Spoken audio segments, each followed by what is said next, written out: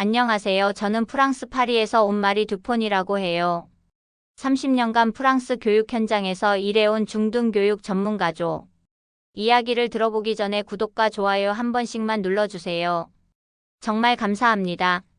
한국에 오게 된 건 순전히 우연이었어요.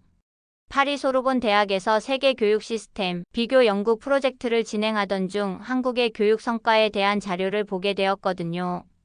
OECD 학업 성취도 평가에서 항상 상위권을 차지하는 한국. 그런데 제가 본 통계들은 모두 서울이나 부산 같은 대도시의 이야기였어요. 정말 한국 전체가 이렇게 우수할까? 의문이 들었죠. 프랑스만 해도 파리와 시골 지역의 교육 격차가 하늘과 땅 차이인데 말이에요. 특히 저희 시골 학교들은 정말 심각한 상황이거든요. 학생 수는 줄어들고 교사들은 도시로 빠져나가고 예산은 계속 삭감되고. 그래서 결심했죠. 한국의 시골 교육 현실을 직접 보자. 연구비를 신청해서 6개월간 한국 체류 허가를 받았어요. 한국 교육부 담당자가 특별한 곳을 추천해 주었어요. 전라북도 무주군에 있는 덕유초등학교라는 곳이 있습니다.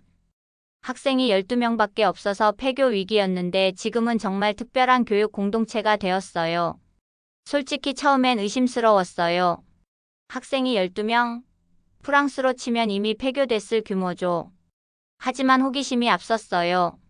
서울에서 KTX를 타고 대전으로 다시 고속버스를 갈아타고 무주로. 무주군청에서 나온 김민수 주무관님이 저를 맞이해 주었는데 첫 마디가 인상적이었어요. 마리 선생님, 우리 덕유초등학교는 한국에서도 정말 특별한 곳이에요. 차로 30분 정도 더 들어가니 정말 작은 마을이 나타났어요. 집이 20채도 안 되는 것 같았는데 그 한가운데 아담한 2층 건물이 보였어요. 바로 덕유초등학교였죠.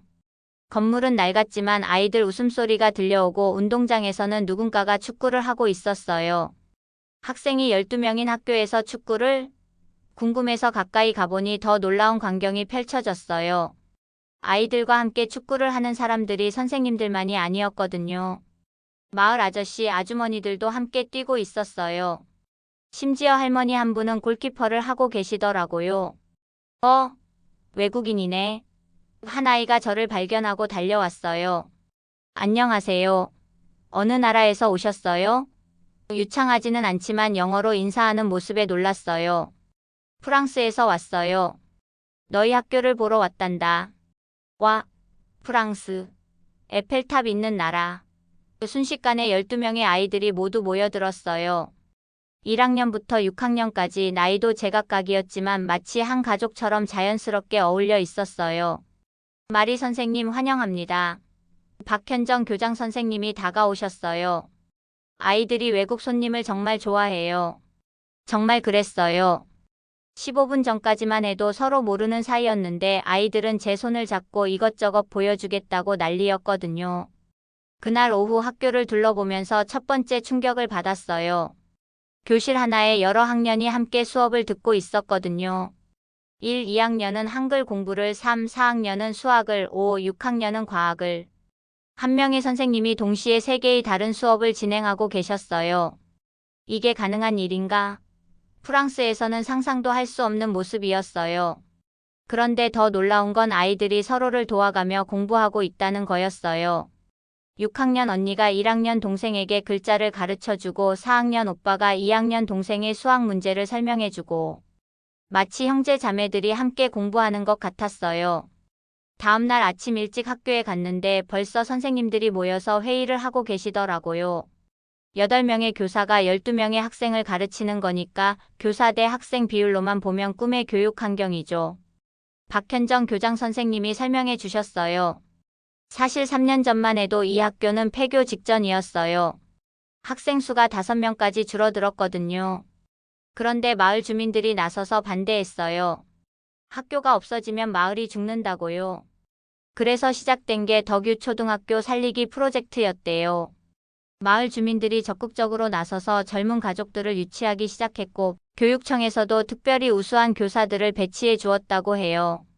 하지만 쉽지 않았어요. 김수연 부장 선생님이 솔직하게 말씀해 주셨어요. 복식 수업도 처음이고 전교생이 12명인 학교 운영도 처음이고 기존의 교육과정을 그대로 적용하기에는 무리가 있었거든요. 그래서 선생님들이 완전히 새로운 교육과정을 만들어내셨다고 해요. 학년별 칸막이를 없애고 주제별 통합 수업을 도입하고 아이들의 개별 특성에 맞춘 맞춤형 교육을 실시하기 시작했대요. 이은주 선생님이 구체적인 예를 들어주셨어요. 예를 들어 우리 마을 프로젝트를 할 때는 1, 2학년은 마을 지도 그리기, 3, 4학년은 마을 역사 조사하기, 5, 6학년은 마을 발전 방안 제안하기를 해요.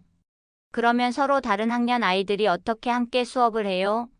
아이들이 서로 선생님이 되어줘요.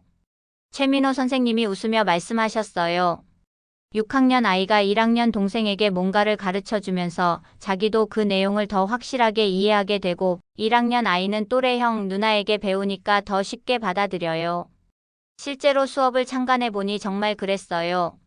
수학 시간에는 5학년 지훈이가 2학년 하은이에게 구구단을 가르쳐주고 있었고 국어 시간에는 6학년 민서가 3학년 동생들에게 책을 읽어주고 있었어요.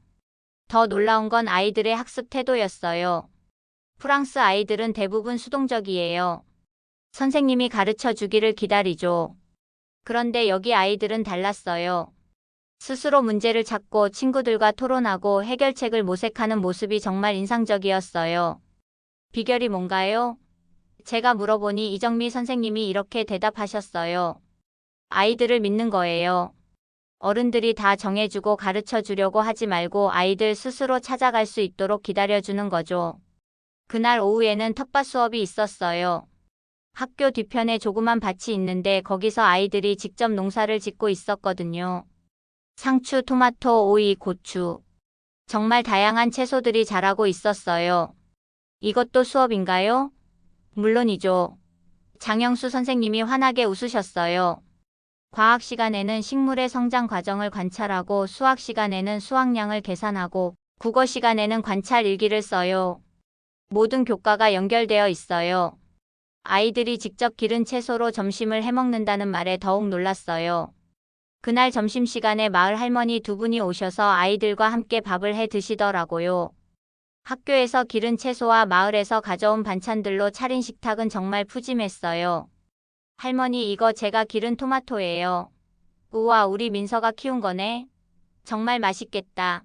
이런 대화가 자연스럽게 오가는 모습을 보면서 저는 프랑스와는 완전히 다른 교육 철학을 느꼈어요. 프랑스에서는 학교와 지역사회가 분리되어 있어요. 그런데 여기서는 경계가 없었어요. 학교가 마을의 중심이고 마을이 학교의 연장선이었어요. 셋째 날 저는 마을 주민들과 직접 이야기할 기회가 있었어요. 마을회관에서 열린 교육 간담회에 참석하게 된 거죠. 가보니 정말 진지한 교육 논의가 이루어지고 있었어요. 우리 아이들 수학 실력이 좀 부족한 것 같아요. 어떻게 하면 좋을까요? 한 학부모의 질문에 마을 이장님이 이렇게 답하시더라고요. 제가 옛날에 주산을 좀 했는데 아이들에게 가르쳐 드릴 거? 이런 식으로 마을 주민들이 각자의 특기를 아이들 교육에 활용하고 있었어요. 목공소를 운영하는 김철수 아저씨는 아이들에게 목공 기술을 가르치고 30년간 요리를 한박순자 할머니는 전통 음식 만들기를 지도하고 젊은 시절 서울에서 영어 강사를 했던 정미경 아주머니는 영어 회화를 도와주고 마을 전체가 학교네요. 제가 감탄하니까 이장님이 웃으시면서 말씀하셨어요. 처음부터 그런 건 아니었어요. 학교가 없어질 위기에 처했을 때 우리가 뭘 할 수 있을까 고민하다가 시작된 거죠. 아이들은 마을의 미래니까요. 다음 날에는 정말 특별한 수업을 참관했어요. 마을 역사 탐방이라는 수업이었는데 아이들이 마을 어른들을 인터뷰하면서 마을의 옛 이야기를 수집하는 거였어요. 할아버지, 우리 마을에 언제부터 사람들이 살았어요? 4학년 수빈이가 마을 최고령자인 김영수 할아버지께 질문했어요. 응, 그게 말이지. 우리 할아버지 때부터니까. 한 100년도 넘었을 게야. 할아버지의 이야기가 시작되자 아이들이 눈을 반짝이며 들었어요. 일제강점기 때 숨어 살던 독립운동가 이야기, 한국전쟁 때 피난민들이 머물렀던 이야기. 살아있는 역사 교육이었어요. 아이들은 녹음기로 이야기를 녹음하고 수첩에 열심히 메모했어요. 그리고 다음 주에는 이 내용을 바탕으로 우리 마을 역사책을 만들 예정이라고 하더라고요. 오후에는 더욱 놀라운 광경을 목격했어요. 마을 주민들이 학교로 모여들기 시작한 거예요. 알고 보니 마을 운동회 준비 때문이었어요. 매달 마지막 주 토요일에 마을 운동회를 해요. 박현정 교장 선생님이 설명해 주셨어요. 학교 아이들과 마을 주민들이 함께 하는 행사예요. 준비 과정을 보니 정말 온 마을이 들썩였어요. 아저씨들은 운동장 정리를, 아주머니들은 간식 준비를, 할머니들은 응원 도구 만들기를. 아이들도 각자 맡은 역할이 있었어요. 참가자가 몇 명이나 돼요? 마을 주민 전체요. 한 80명 정도? 80명. 학생 12명을 위해 마을 주민 80명이 운동회를 한다니. 프랑스에서는 상상도 할 수 없는 일이었어요. 더 감동적인 건 준비 과정에서 아이들이 주도적인 역할을 한다는 거였어요. 6학년 반장 민서가 마을 이장님과 대등하게 운동회 프로그램을 협의하고 5학년 부반장 지훈이가 어른들에게 경기 규칙을 설명하는 모습. 아이들이 정말 당당하고 자신감 있어 보였어요. 아이들이 이렇게 적극적인 이유가 뭘까요? 아이들이 마을의 주인이라고 느끼기 때문이에요. 12명밖에 안 되니까 한 명 한 명이 모두 중요한 존재죠. 정말 그랬어요. 프랑스 학교에서는 소수의 적극적인 아이들만 눈에 띄고 나머지는 뒤에 숨어 있는 경우가 많아요. 하지만 여기서는 12명 모두가 주인공이었어요. 드디어 토요일 마을 운동회 날이 왔어요. 아침 일찍부터 온 마을이 들썩였어요. 학교 운동장에는 색색의 깃발이 휘날리고 마을 주민들이 하나둘씩 모여들기 시작했어요. 마리 선생님도 참가하셔야죠. 아이들이 저를 끌고 갔어요. 프랑스 팀으로 나가세요. 오전 9시 입장 행진이 시작됐어요. 12명의 아이들이 태극기를 들고 당당하게 입장하는 모습이 정말 멋있었어요. 그 뒤를 따라 마을 주민들이 연령대별로 입장했는데 80대 할머니부터 갓 돌 지난 아기까지. 정말 온 가족이 함께하는 축제였어요. 개회식에서 가장 인상적이었던 건 6학년 민서의 선수 선서였어요.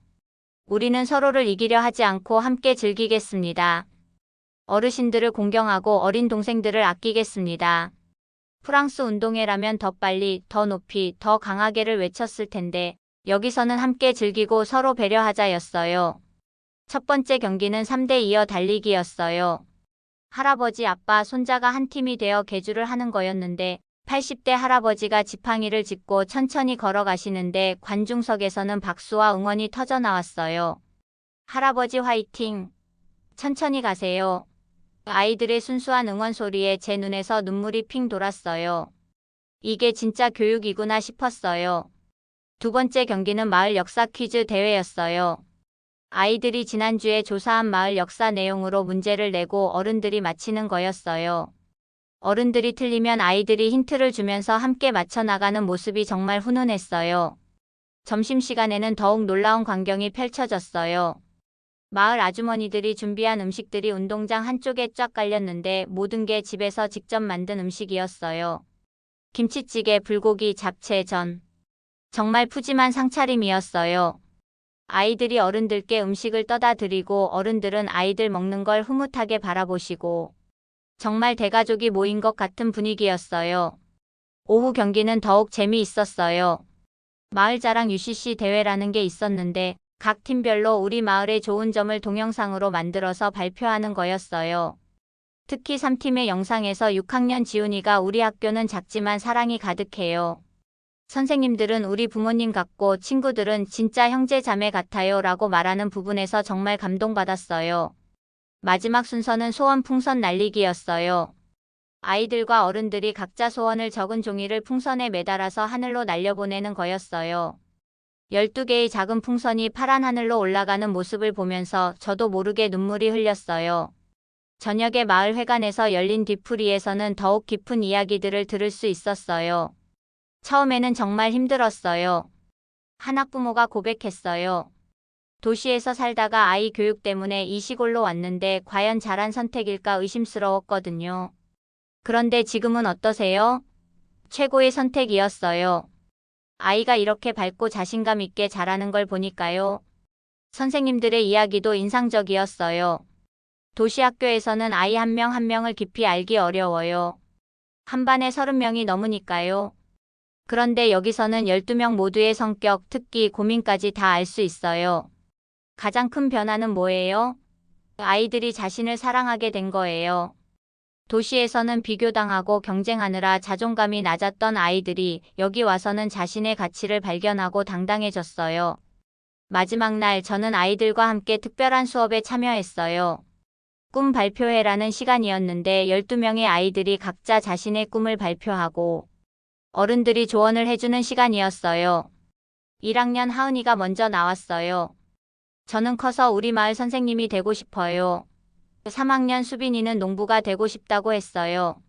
우리 마을에서 제일 맛있는 쌀을 키워서 전국에 팔고 싶어요. 5학년 민지는 마을 이장이 되고 싶다고 했어요. 6학년 지훈이의 꿈은 특별했어요.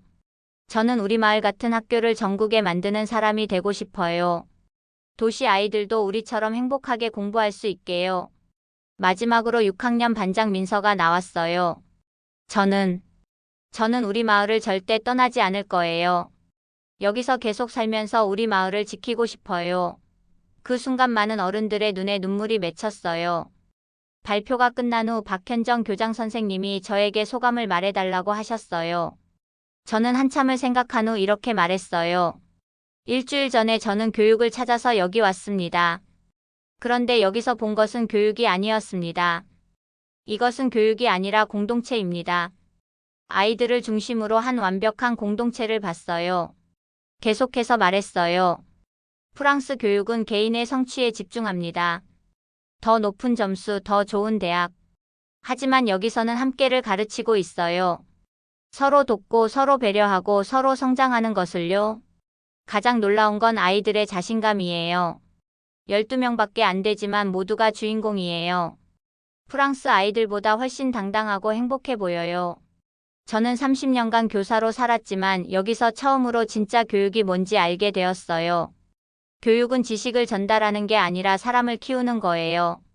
오후에는 작별 인사 시간이 있었어요. 아이들이 저를 위해 준비한 말이 선생님을 위한 추억 앨범이었어요.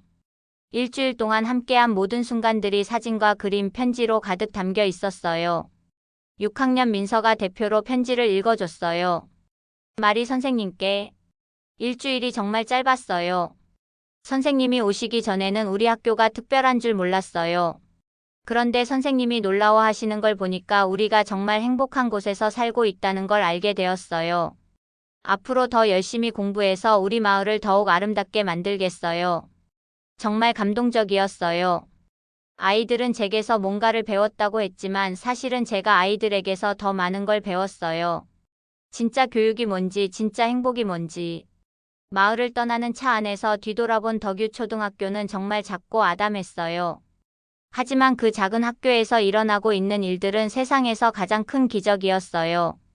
파리로 돌아온 후 저는 소르본 대학에서 특별 강연을 했어요.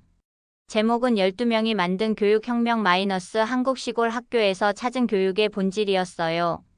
강연장은 만석이었어요. 프랑스 교육계 인사들이 모두 모였죠. 저는 덕유초등학교에서 경험한 모든 것들을 생생하게 전했어요. 12명의 아이들 이야기, 8명의 선생님들 이야기, 80명의 마을 주민들 이야기. 강연이 끝난 후 많은 질문이 쏟아졌어요. 정말 가능한 일인가요? 프랑스에서도 적용할 수 있을까요? 저는 이렇게 답했어요. 가장 중요한 건 시스템이 아니라 마음입니다. 아이들을 진정으로 사랑하고 공동체를 믿는 마음이요. 그 마음만 있다면 어디서든 가능해요. 그 후 1년간 저는 프랑스 곳곳의 시골 학교들을 다니며 덕유 초등학교의 모델을 소개했어요. 모든 곳에서 성공한 건 아니었지만 몇 개 학교에서는 의미 있는 변화가 시작되었어요. 지금도 저는 매년 여름이면 덕유 초등학교를 방문해요. 아이들은 학년이 올라갔지만 여전히 밝고 당당해요. 그리고 새로운 1학년들이 들어와서 선배들에게 배우며 자라고 있어요. 30년 교직 생활 중 가장 소중한 일주일이었어요. 그곳에서 저는 교육의 진정한 의미를 발견했어요. 교육은 경쟁이 아니라 협력이고 개인의 성취가 아니라 공동체의 성장이라는 것을요. 덕유 초등학교의 12명 아이들이 보여준 건 단순한 시골 교육의 성공 사례가 아니에요. 그것은 인간다운 교육, 행복한 교육의 가능성을 보여준 희망의 메시지였어요. 저는 그 메시지를 프랑스뿐만 아니라 전 세계에 전하고 싶어요. 모든 아이들이 덕유 초등학교 아이들처럼 행복하게 배우고 자랄 수 있기를 바라면서요. 긴 이야기 시청해 주셔서 감사합니다. 댓글로 아이들의 미래를 응원 부탁드립니다. 감사합니다.